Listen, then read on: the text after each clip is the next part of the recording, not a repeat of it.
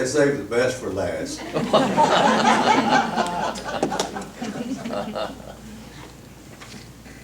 On the first day of January in 1970, my wife, Janine, and my two daughters, Jessica and Shannon, and I might say they're with me here today. Thank you, girls. I had to buy their lunch, though. Anyhow, we arrived in Brownwood at 4:30 p.m. on that day. We were here possibly an hour or so before we decided we had found a home. Shortly thereafter, we bought Chandler Auto Supply and operated it until July 1995. I sold it to Victory Auto and built some storage buildings, AAA storage. 5 years ago, I received a call from a friend insisting that I run for an unexpired position on the City Council, Ward 2. I was lucky enough to win. The following year, I was unopposed. During these years, the city has not increased the tax rates or increased the utility fees, except for the pass-through fees for the water district. And we have balanced the budget without resorting to employee or layoff or services to citizens. I am City Councilman Eddie Watson, and I am seeking re-election in Ward 2.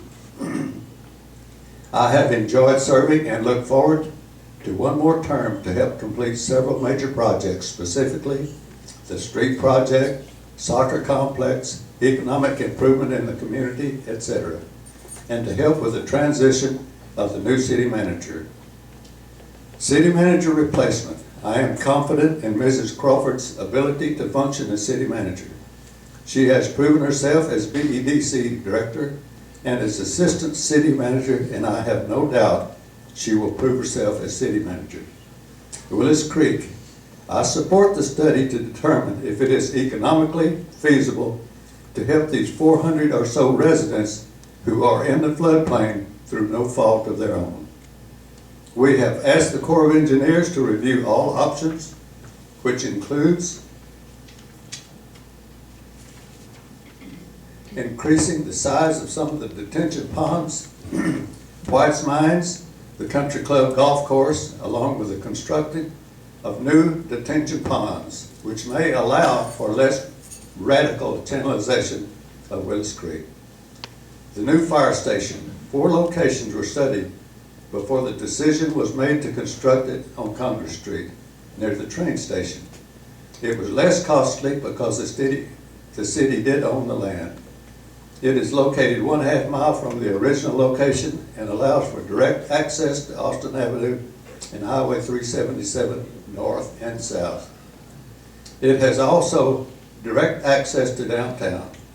The other locations would have had to come off the tax rolls. The reuse facility that has been mentioned tonight here or today. The city has not rushed into the construction of the reuse facility as it is looking at all possibilities before making a decision. We continue to work closely with the BCWID to explore all options. I understand they have hired a consultant to study the possibility of a well fill in and around Brown County. The city supports all efforts in searching for an alternate source of water. Like other cities in the states, it is left up to us to find an additional source of water in order to remain economically viable community. Benny Houston Community Center. If you have not seen the center, you certainly need to make it a priority. Councilman Draco Miller and I were instrumental in getting it refurbished and the basketball court painted and air conditioned. It is worth your time to go see. And now I want to remind each of you that this is an open election.